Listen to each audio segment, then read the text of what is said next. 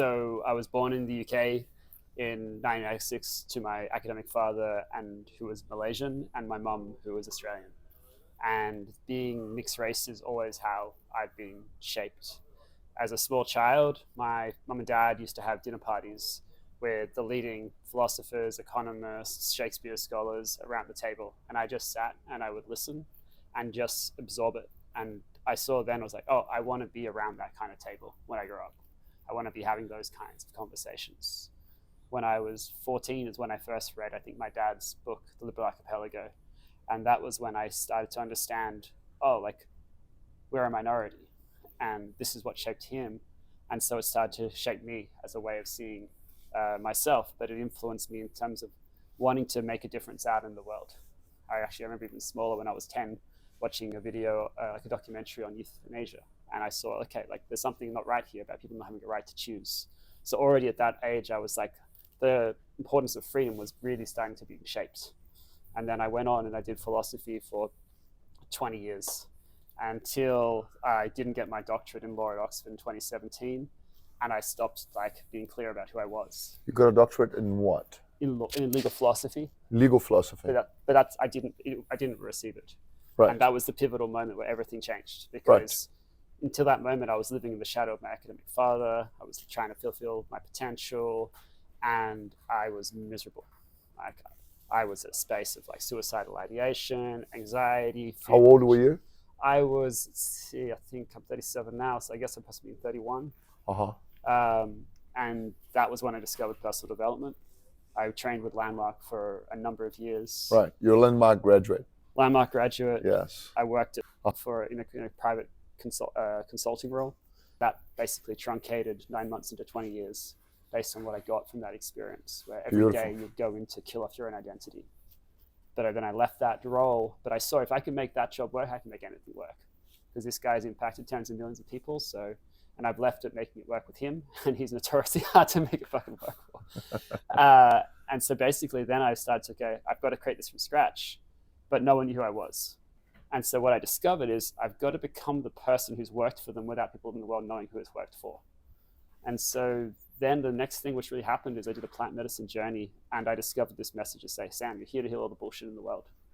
And so I followed that listening. I trained in energy healing. I discovered that I could channel, and I started to really powerfully create these experiences for people, which not just shifted them to a space of fear, shifted them out of fear into peace, but into a place where they could create what they wanted.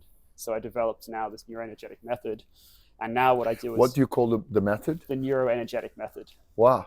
Okay. Which basically allows... So you developed it? Yeah. Yeah. Okay. But I use now sound as the technology to be able to basically have people experience whatever is there around what they're trying to create, and then clear it. And from clearing it, they're then able to activate what is, the highest level of consciousness, and then I use the intention of sound to then have them actually be able to realize what they want in reality.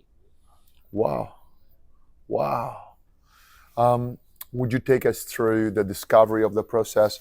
So you had a moment of which you accessed some gateways through plant medicine, you called. Yes. So the plants are coming out of the world, some of South America, North America, different parts of Australia, different parts of Asia.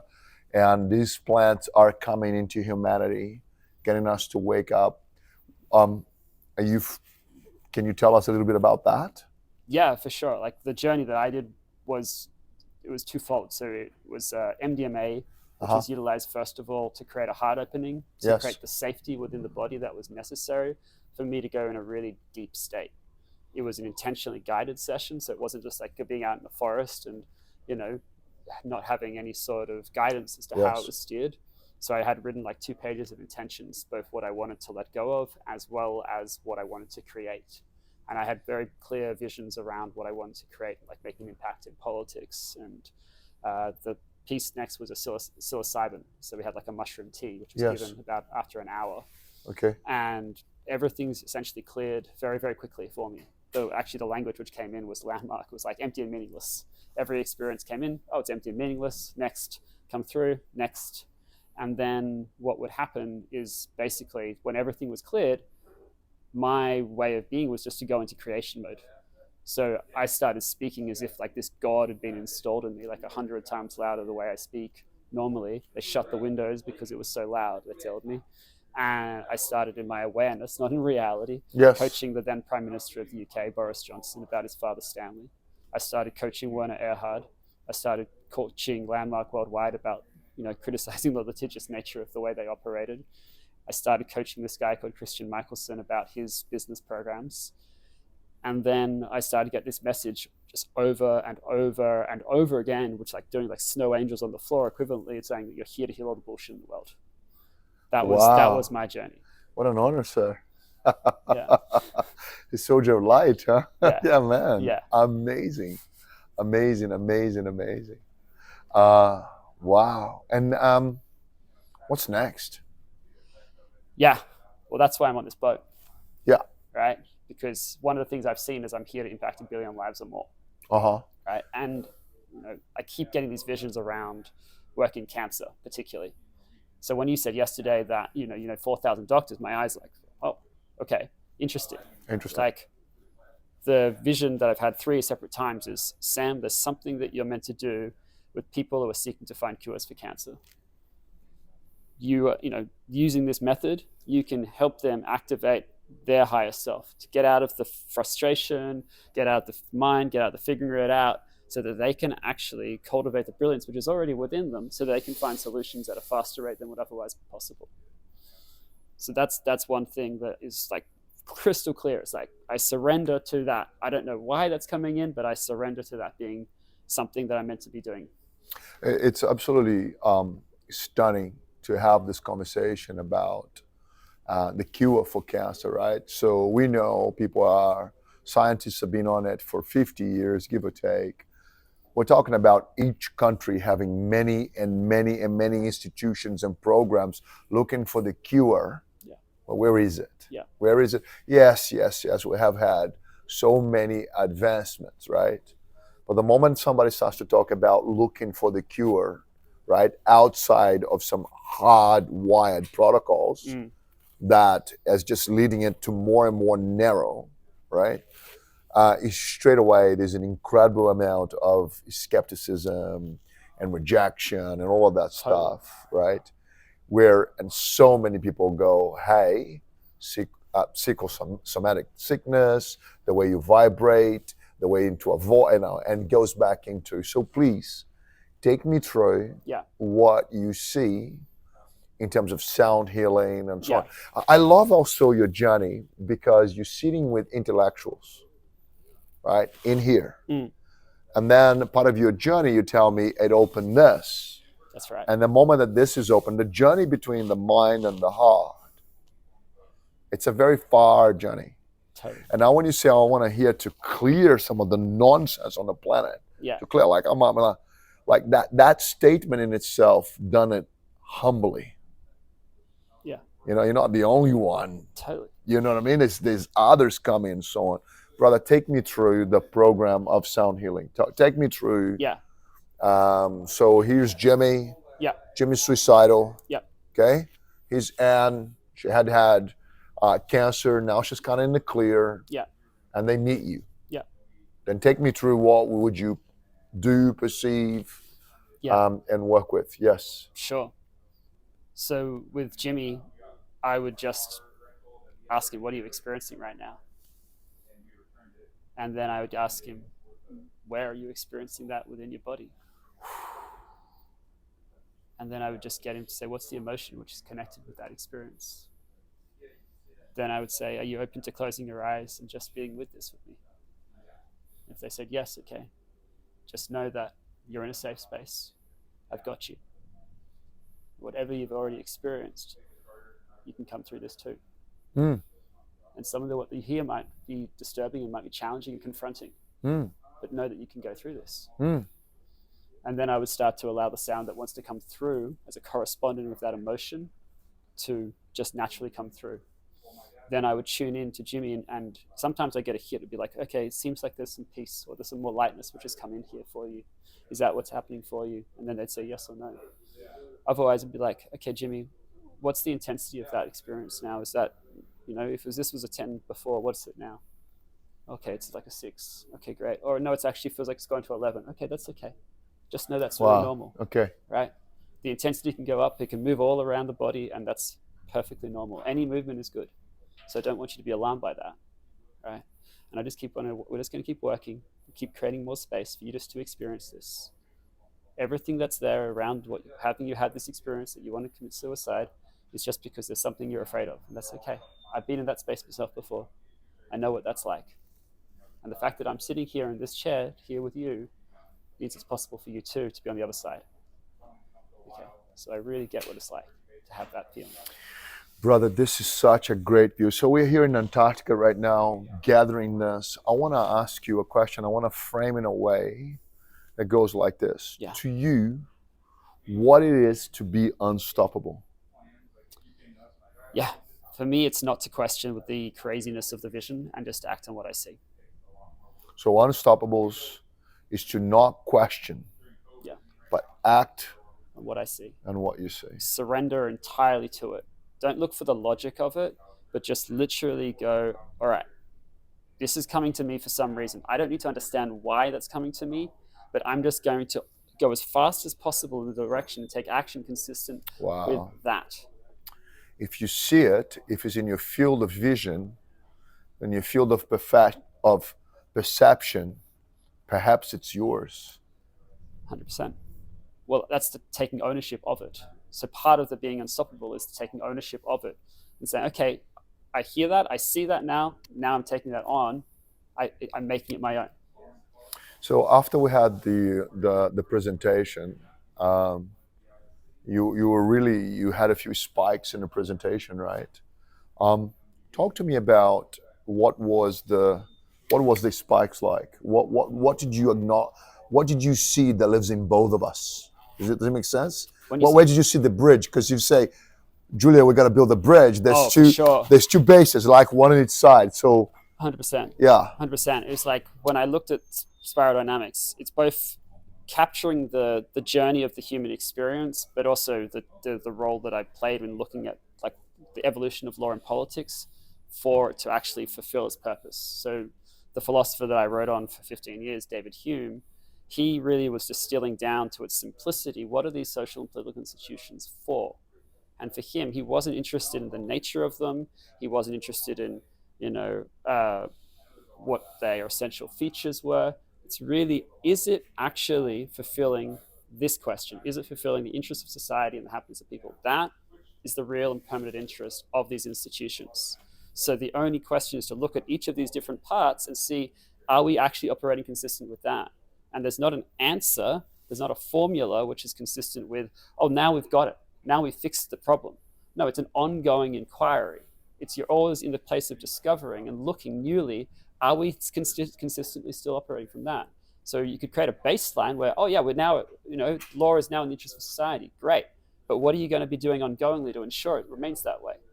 So that became the question and the context from which to create this. So when you were looking at this, you were sharing around the journey of human evolution to share like, oh, okay, what had law be seen this way? And what was interesting about what you shared particularly was that there's an internal perspective from which people are creating their relationship to these institutions. Some people experience complete freedom within it and they use it as a source of protection. Others are like, oh my God, I am oppressed by this institution. I have no freedom.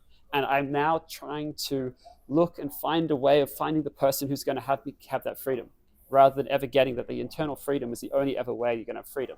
The institution can exist ever how it is, and whether or not you're free, independently of whether you're in prison, is actually always going to be an internal game. And just most people don't truly get that, which is going to stop them from being unstoppable, right? wow. But if you actually started to have people experience these institutions as working for them, given that it's unlikely that you're going to suddenly have this rapid shift in every single person on the planet, getting that they're creating their life from an internal perspective, then you would start to have people concentrate on something else, because people give so much of their energy. Yeah, concentrate on something else is being distracted.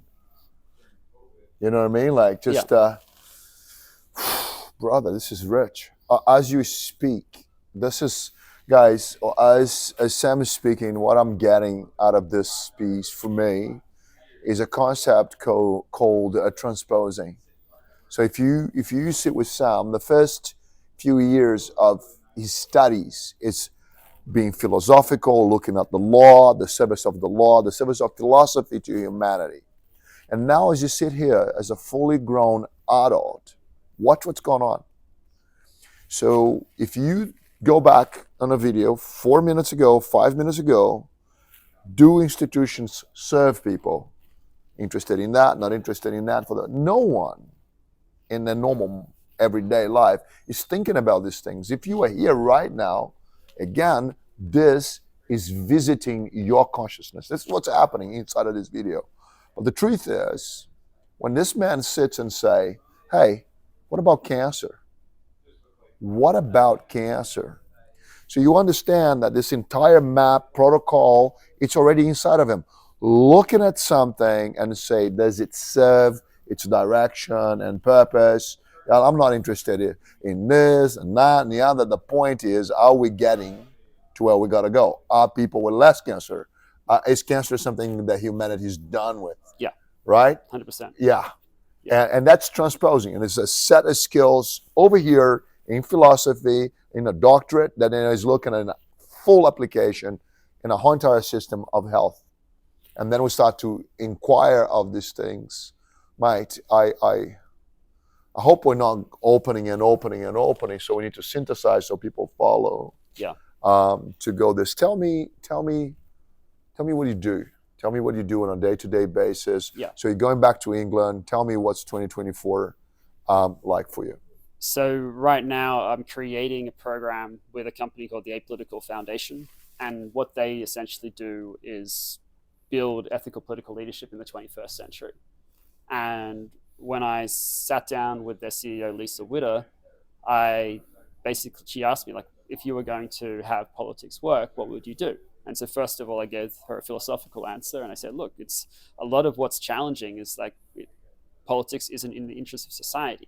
And historically, what we've seen is that there are trends where the direction in which interest is placed in one's mind's eye gives you the kind of experience that people have within societies. So for Hume, it was a redirection of interest. So if you can shift the incentives, then people will start to act, a private interest will start to look like it's inconsistent with the interests of society.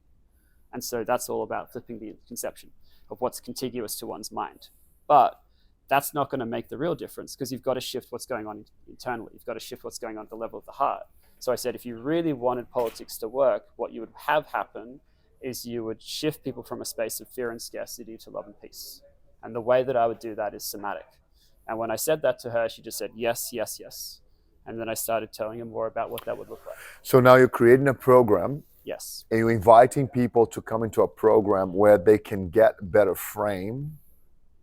Because humans are political beings. Yeah. So take me through, what is the program for? What is it addressing? Yeah, the program is to reimagine what it is to be a political leader. So right now, the role of a politician doesn't work because it's a 24/7 job. So there's an expectation of productivity always, even though we know that the more you try and do things always, you're going to have cognitive overload, you're going to have burnout, you're going to have mental health issues. Like every single challenge which is your experience as a human being is amplified within the role of a politician based on the expectation that you're always on. You don't have a work-life balance. There's the above alcoholism in there. Like you could go on and on and on about the disaster which it is, the way that the political leadership roles look right now, just by picking up any book about the trauma that these people have experienced, the fact they've done very little self-development, maybe some of them gone to some therapy, and that they're expected to run a country or they're expected to be able to make decisions. It's an absurdity. So what I'm going to do with them is I'm going to create a new foundation for who they are as a human being, where we basically start internally, like how do they experience trust, right? Because for the electorate to trust them, they've got to trust themselves. They've got to be able to experience trust at a collaborative level across parties. They've got to experience trust within their own party. Right now, they're gossiping with one another and they're trying to ensure that, oh, this person is a competitor to me, so I've got to make sure I put this out into the media to make sure that they don't get my job. Or I've got to look good to this person so I don't have a conscious vote about this thing which I don't actually agree with, because if I do that, then I'm going to lose my job. Man, what a freak show. And we're all watching, and we're watching the gossip, and we're forming opinions. Man, this is such a beautiful vision. A beautiful vision, because if you think about somebody being young and saying to themselves, I want to be a political leader in order, it's normally, I'm going to get in there, Yeah. I'm going to fix it. Like what pulls them in that direction, Yeah. often in the beginning is genuine. Totally. It's even like childlike. Exactly right. Childlike, hero-like. 100%. And then they get in there and they get gobbled 100%. by the system. That's exactly it. That compresses them, so they try harder and harder and harder and harder. No life balance. Yep. No. And then the disconnect with self, the disconnect with the idea, just kind of following the guidelines of the party or whatever the political system is. Yeah. That actually starts to then serve nobody. Yeah.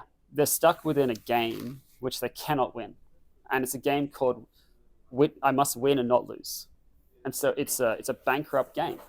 So for me, you've got to create a bigger game, right? You know about leadership. If we create a game which is bigger than ourselves, we actually have an opportunity to be successful. If the game is limited to our self-conception, then it's always going to be, do I look good? Do I look bad, right? The dilemma kind of idea, right? And that very simple frame.